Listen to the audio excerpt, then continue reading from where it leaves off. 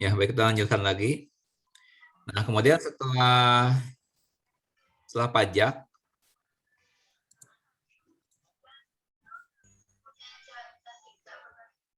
sebentar ini saya ubah sedikit gambarnya supaya nggak terpotong.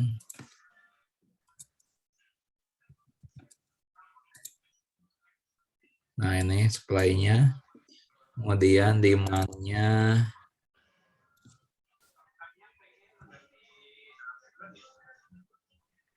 Seperti itu, ya. Nah, kemudian setelah setelah pajak, kurva supply-nya naik. Ya. Jadi seperti ini. Jadi kita tambah 10. Kita tambah 10.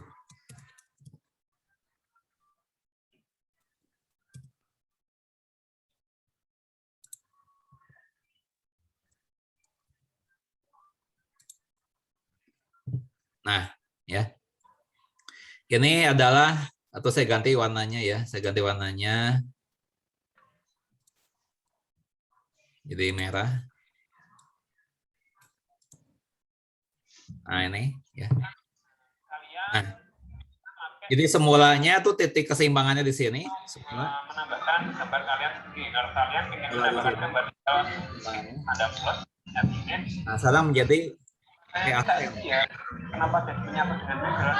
Kita coba manual. Nah, ini ya. Nah, jadi semula titik keseimbangan di sini. Keseimbangan yang baru di sini di aksen. Ya, kita lihat bahwa ada pergeseran ke kiri, ya, dari E menjadi E aksen, pergeseran ke kiri itu menunjukkan bahwa permintaannya berkurang, ya. Nah, kemudian juga ada kenaikan nilai kenaikan titik E ini jadi E aksen, ya, itu menunjukkan kenaikan harga yang ditanggung oleh konsumen, ya. Tadinya kan di sini Rp18, ya, harganya Rp18, jadi Rp20. Nah, jadi selisih ketinggian antara E dan E aksen ini menunjukkan besarnya pajak yang ditanggung oleh konsumen, ya, yaitu 20 dikurangi 18, 2, ya. Nah, sedangkan pergeseran ke kiri dari ini dari sini ke sini, ya, itu menunjukkan besarnya kuantitas yang berkurang. Tadinya diminta berapa unit? 12 unit, itu berapa tadi ya semula ya? Semula tadi semula 12 unit ya. Semula 12 menjadi 10 ya. Dari 12 jadi 10. Ya, dari 12 ini 12 ya jadi 10. Ini. Ya, ini S aksen ya. Anggap saja ini S aksen nama kurvanya. Nah, ini S aksen. Seperti itu. Ya, apakah ada yang mau ditanyakan? Nah, itu contoh penerapan dari fungsi linear ya di dalam bidang ekonomi. Ya. mengenai teori-teori ekonominya ya silakan sudah tanyakan ke dosen yang bertalian ya. Saya nggak tahu kalian apakah mendapat mata kuliah pengantar ilmu ekonomi atau tidak ya, tapi ini sebenarnya ilmu ekonomi. Ya, tapi yang saya bahas tuh aspek matematisnya ya seperti itu. Nah, oke, ada yang bertanyakan sampai penerapan garis, penerapan fungsi linier. Oke, ya. Materi berikutnya ya itu adalah harga mutlak ya, harga mutlak. Ini tentunya kalian pernah mendapatkan waktu SMA ya, kita ulang lagi sedikit ya. Fungsi harga mutlak. Nah, coba apakah kalian mengingat atau tidak ya? Ini. Oh, sebentar. Harga mutlak dari negatif 10. Itu berapa? 10, Pak. Yang menjawab siapa? Ria, Pak. Nah, pertanyaannya adalah mengapa sekarang? Nah, ini pertanyaannya. Dan misalnya harga mutlak dari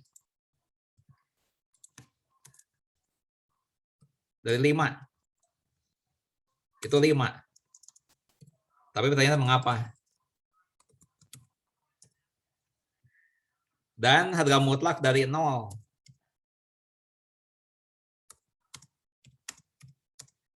Itu mengapa? Silakan Ria bisa menjawab. Bisa taunya dari mana?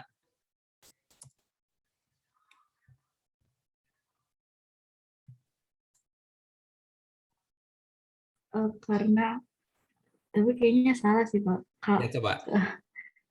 Kalau harga mutlak itu kan dia mutlak, Pak. Jadi pasti positif. Ya, itu mengapa jadi positif?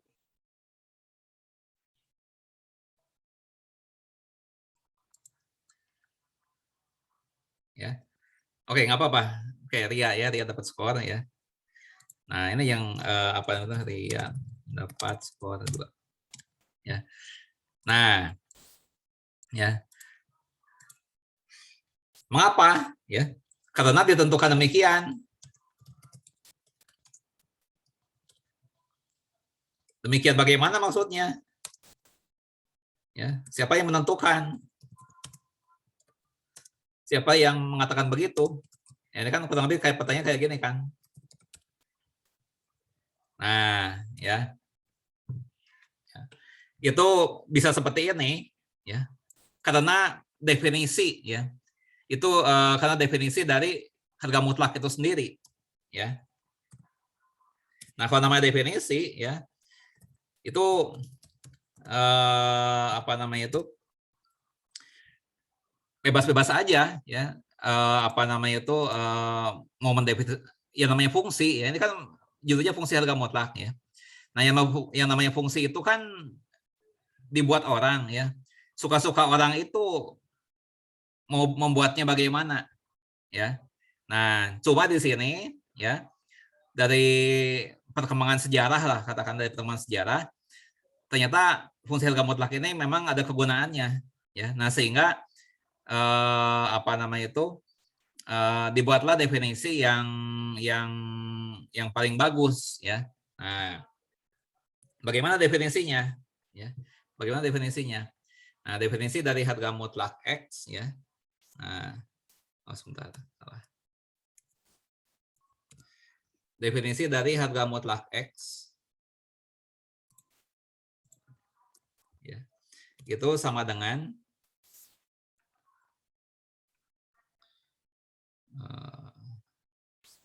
nah, sama X ya. Apabila X-nya tidak negatif. Ya. Nah, kemudian dan bernilai negatif X ya, jika X-nya negatif. Nah, ini definisi ya. memang dibuatnya begitu. Ya, ini perkembangan sejarah yang menetapkan definisi seperti ini. Ya. Nah, saya mengapa harga mutlak min 10 jadinya 10? Ya, di sini kan X-nya min 10. Ini, ya. Nah, min 10 ini kan negatif. Ya. Nah, sehingga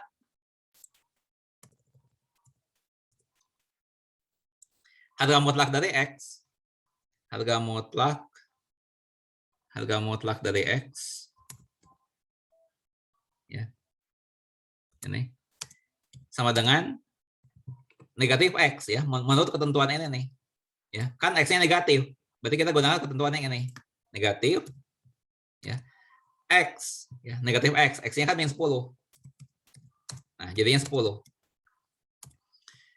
ya, nah ini kalau X-nya min 10, ya. Tapi kalau misalnya X-nya itu 5, harga mutlak dari 5, ya.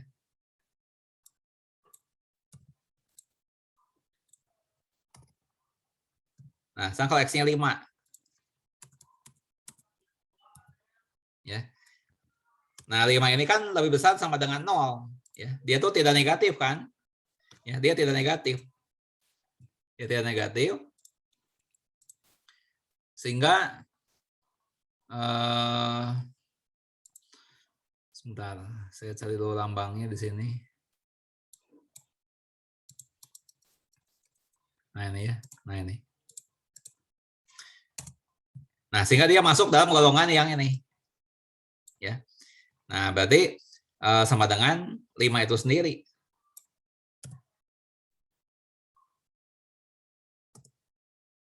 Ya. Nah, jadi mengapa bisa seperti ini? Itu sebagai akibat dari definisi ini. Ya. Jadi itu adalah sebagai akibat dari definisi.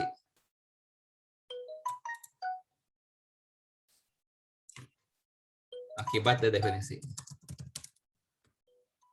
Definisi harga mutlak. Ya. Nah, ini. Ya. Nah, sekarang apa makna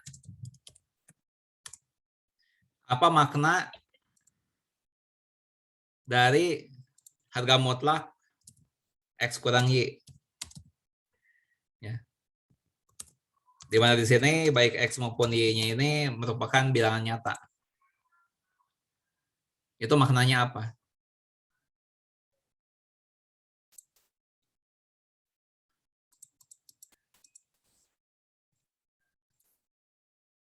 Anggota bilangan nyata.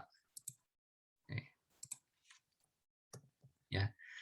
Contoh, ya. Apa makna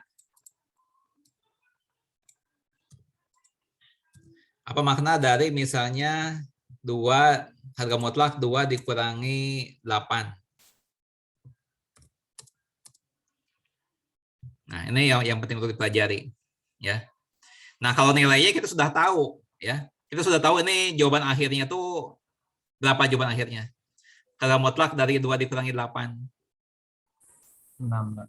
6. Oke, siapa yang jawab tadi? Kamil, Pak. Siapa? Afif Kamil, Pak. Afif. Oke ya, Afif. Oke, Afif. Betul. Afif dapat skor 2. Nah, cuma sama maknanya apa? Ya.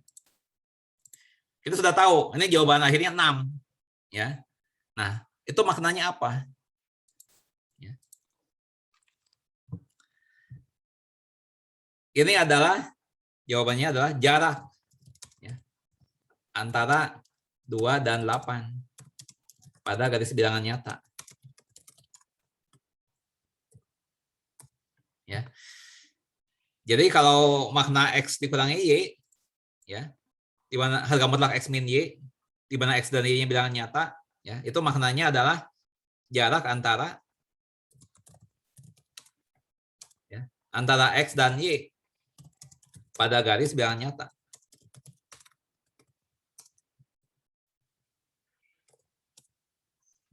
Ya.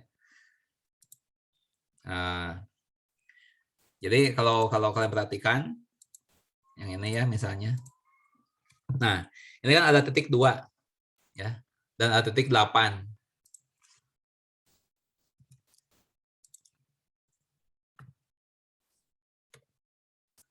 Nah, ini ya. Ini ada 2 titik ya. Titik 2, titik 8. Nah, jaraknya kan 6 ya. Itu dari harga mutlak 2 dikurangi 8 atau harga mutlak 8 dikurangi 2. Ya, itu maknanya ya. Oke. Ada pertanyaan? Ya. Nah, kemudian juga kalau kalian perhatikan di website yang ditunjuk ya mengenai harga mutlak, itu ada dalil-dalil mengenai harga mutlak ya cukup banyak. Dalil-dalil harga mutlak sebentar ya.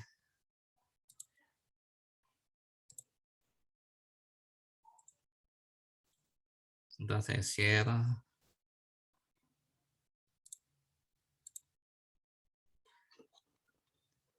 Kita lihatnya di ini, apakah website ini sudah muncul belum? Sudah, Pak. Sudah, Pak. Nah, di sini kan banyak dalil nih. Nah, ini catatannya ya. Nah, ini ada dalil ini ya. Nah, dalil ini. Nah, ini banyak sekali dalilnya nih ya. Nah, saya berikan contoh ya. Saya berikan contoh penerapan dari dalil yang ketiga ini ya misalnya. Ya. Nah, jadi ada satu dalil mengatakan bahwa jika harga mutlak dari X, ini dalilnya seperti ini ya, lebih kecil dari A, ya. Ini artinya sama saja dengan ya, min A lebih kecil dari X lebih kecil dari A. Ya. Di sini tentu saja A-nya positif.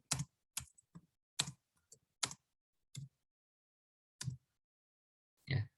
Nah, contoh penerapan ya. Ini dalil. Nah, ini contoh penerapan.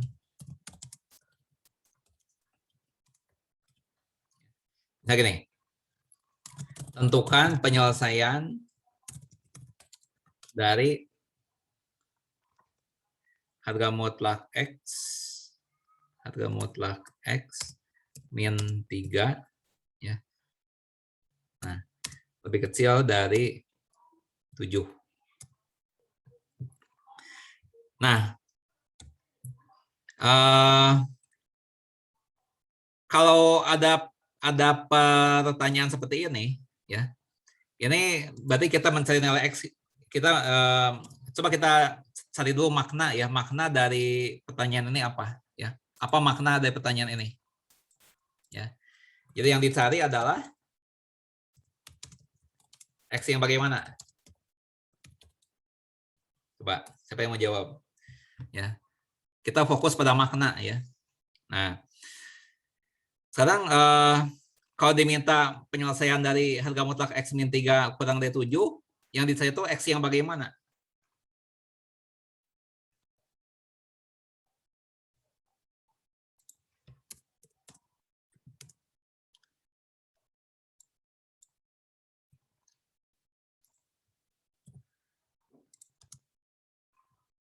Yang dicari X yang bagaimana yang dicari? Mungkin yang X-nya dikurang 3 yang hasilnya di bawah 7, Pak. Kalau dihubungkan dengan jarak ini gimana? Kalau dihubungkan dengan jarak ini?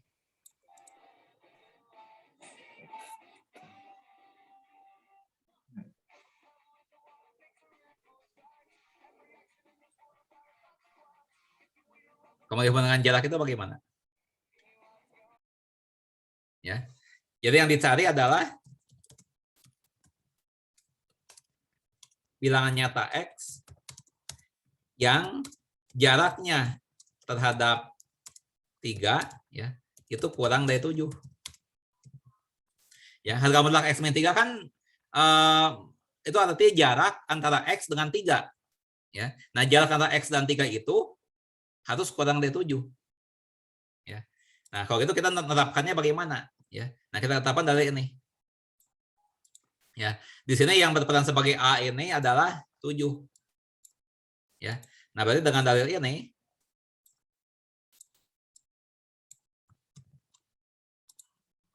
ya, dengan dalil ini kalau misalnya ini 7 ya berarti ini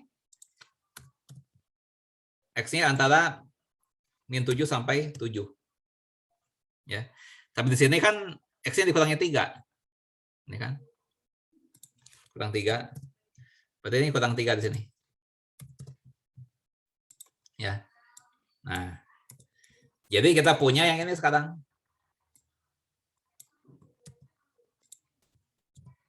Ya. Di sini ada 3 ruas, ya. Ruas paling kiri, ruas yang di tengah, ruas paling kanan. Ya. Sekarang semua ruas ditambah 3. Ya. Nah, min 7 ditambah 3 jadi negatif 4 kan? Nah, X min 3 tambah 3 jadi X. Ya. 7 tambah 3 jadi 10. Nah, inilah jawaban akhirnya. Ya. Jadi gimana penyelesaiannya? Ya. Itu adalah X anggota bilangan nyata. Ya. Sedemikian hingga min 4 lebih kecil dari X lebih kecil dari 10. Nah, inilah jawabannya. Ini jawabannya. Ya. Ada yang tidak dipahami?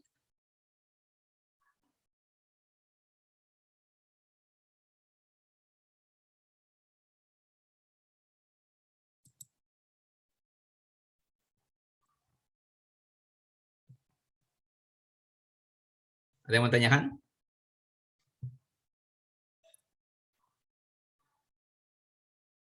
Oke. Ya. Nah, ya dalil-dalil yang lain silakan kalian pelajari. Ya. Nah, sekarang kita ke fungsi kuadrat. Ya.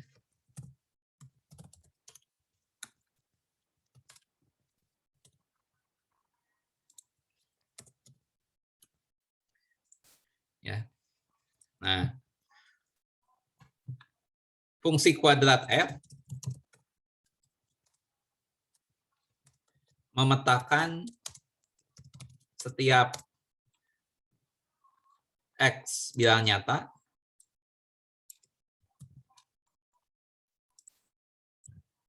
ya,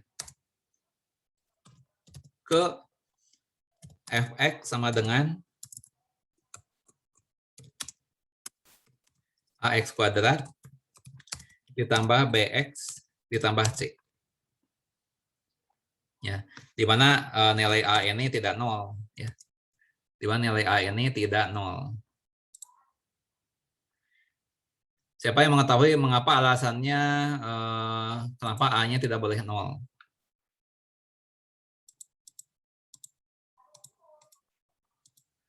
Apa alasannya mengapa A ini tidak boleh 0 nilainya?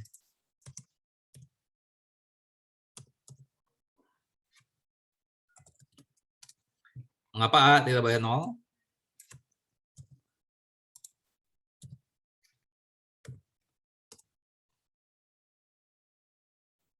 Siapa yang mau coba jawab?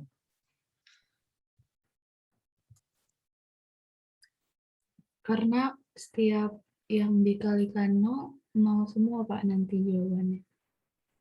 X-nya jadi 0, maksudnya nggak, angkanya terpengaruhnya kalau 0 dikali 0, 0.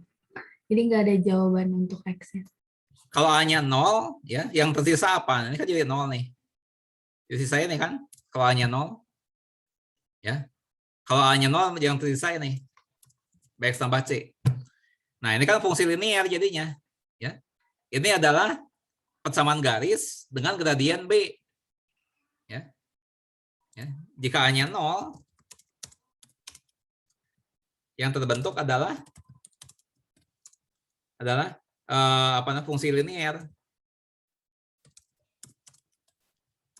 dengan gradien 0, dengan radian B. Ya, itu alasannya kenapa A-nya nggak boleh 0 ya.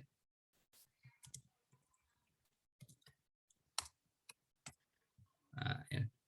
Itu alasannya.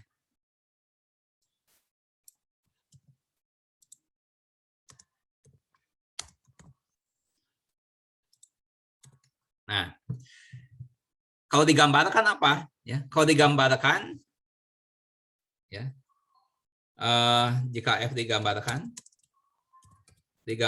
dalam pada bidang koordinat x, y, ya,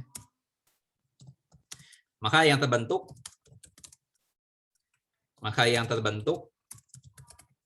adalah parabola. Ya. Nah, kalau misalnya A-nya positif, ya, maka parabola membuka ke atas. Ya. Sebagai akibatnya, ya, parabola tersebut memiliki titik balik minimum. Ya.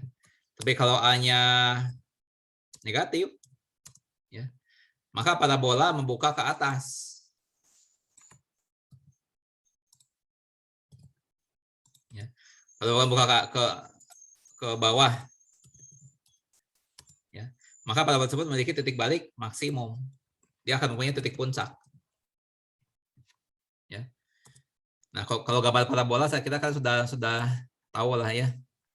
Gambar parabola saya kira masih ingat waktu apa untuk kalian SMA ya. Ini websitenya udah muncul atau belum? Udah, Pak. Nah, ya.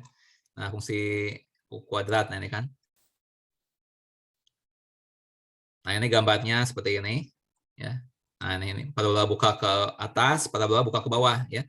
Kalau parabola buka ke atas dia punya titik balik minimum. Kalau parabola buka ke bawah dia akan mempunyai titik balik maksimum ya, titik balik maksimum. Nah, berapa koordinat titik balik itu ya? Nah, koordinat titik balik ya. Itu adalah min B per 2A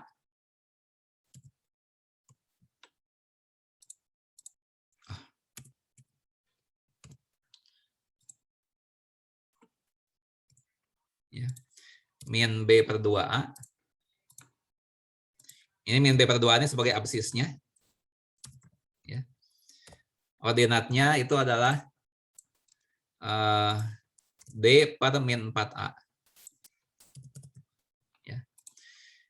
Nah, di mana di sini D-nya itu adalah B kuadrat min 4AC. Ya, ini namanya diskriminan.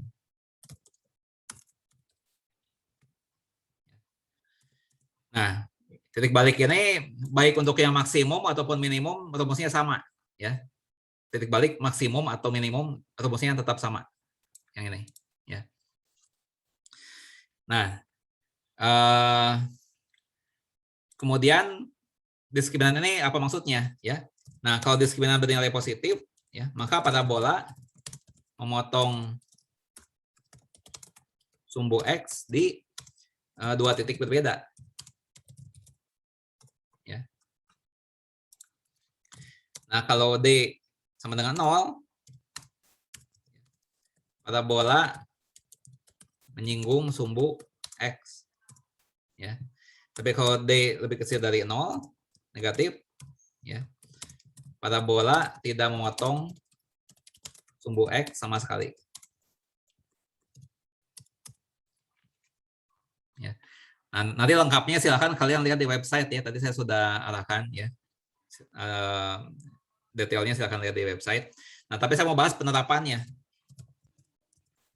Ya, penerapannya banyak sebenarnya, tapi ini hanya contoh kasus saja di bidang bisnis atau ekonomi ya. Gini ya. Diketahui permintaan fungsi permintaan ya.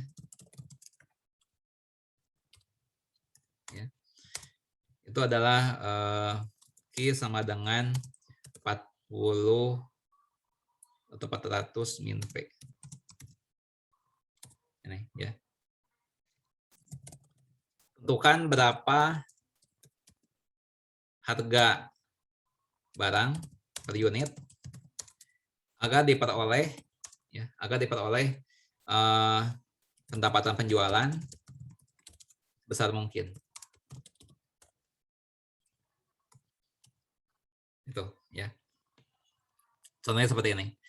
Ya, ini kan sesuai dengan hukum permintaan, kalau harga barang semakin tinggi, permintaan berkurang, ya.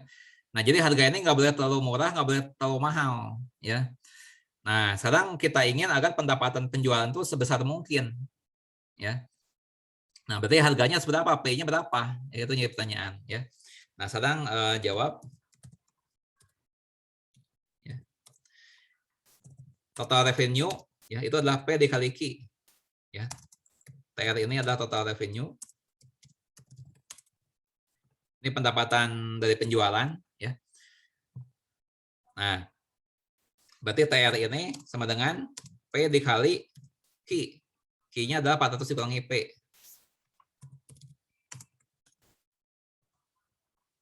Ya. Nah, berarti TR sama dengan ya 400 P min P pangkat 2. Itu ya.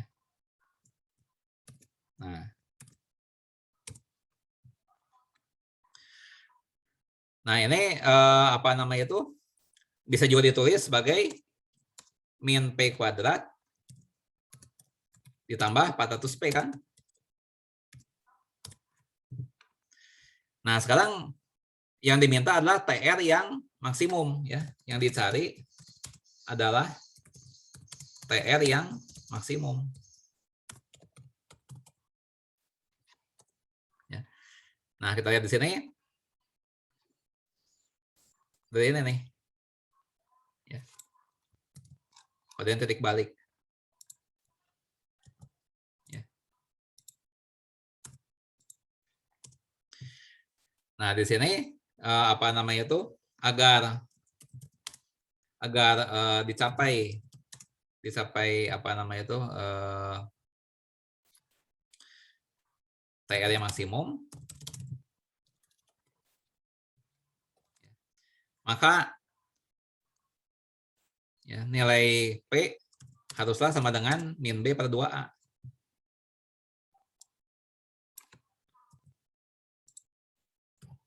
Ya. Nah, sedangkan di sini berapa A, B, C-nya berapa di sini? Ya. A-nya min 1, ya, itu adalah koefisien P kuadrat. Ya. B-nya 400. Ya. C-nya 0. Itu. Nah, jadi P-nya berapa nih?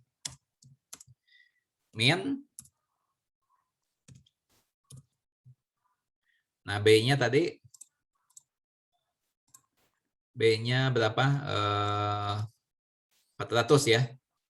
400 per 2A. 2 dikali A-nya min 1 kan? Nah, ya. Sama dengan 200. Ya. Jadi agar diperoleh apa namanya itu pendapatan penjualan sebesar mungkin, ya, harga barang tersebut haruslah Rp 200 per unit. Ya. Nah, saya misalnya ditanyakan apa namanya itu tentukan pula penerimaan total tersebut. Ya. Nah, sekarang kalau misalnya ini jawaban yang pertama ya.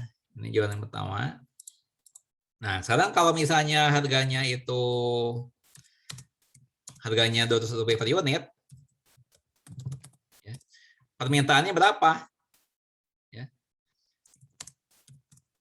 Q-nya sama dengan 400 min P kan? Ini. 400 min P. Jadi 400 dikurangi 200 unit.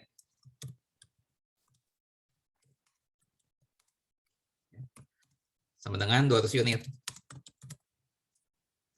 Ya, jadi kalau harganya Rp200 per unit, barang yang diminta sebanyak 200 unit. Nah, akibatnya apa?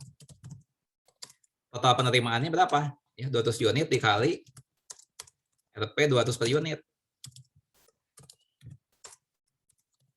Dengan Rp 40.000. Nah, ini udah maksimal nih. Kalau harganya dinaikkan sedikit, ya, harga dinaikkan atau diturunkan sedikit, pasti penerimaannya akan di bawah 40.000. Ya, jadi kalau harganya nggak pas, terlalu mahal atau terlalu murah, ya, 200 lebih sedikit atau 200 kurang sedikit, maka ini pasti akan turun. Ini udah maksimal 40.000 itu, ya. Itu adalah titik optimalnya. Ya.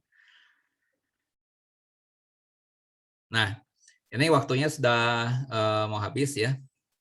Jadi gini, kalian silakan pelajari lagi materi tadi ya semuanya ya, harga mutlak dan apa namanya itu fungsi kuadrat. Nah, kalau ada pertanyaan silakan ditanyakan di grup WhatsApp ya. Itu bisa dibahas di pertemuan minggu depan ya. Kalau sudah punya pertanyaan mengenai semua materi yang pernah diberikan, semuanya ya dari pertemuan 1 sampai pertemuan 3. Kalau ada yang nggak ngerti silakan tanyakan di grup WhatsApp, nanti saya jawab di pertemuan berikutnya ya di Zoom meeting ya. Nah, sekarang kita foto dulu sebentar ya. Kita foto dulu sebentar. Mohon kameranya dinyalakan. Saya hitung sampai 7 ya. 1, 2, 3, 4, 5, 6, 7. Oke, satu kali lagi. Saya save dulu. Saya hitung sampai 5.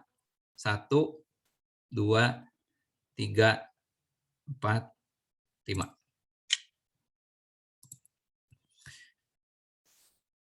Oke ya, dengan demikian Zoom meeting pagi ini kita akhiri ya. Terima kasih atas perhatiannya. Sampai jumpa lagi minggu depan. Wassalamualaikum warahmatullahi wabarakatuh.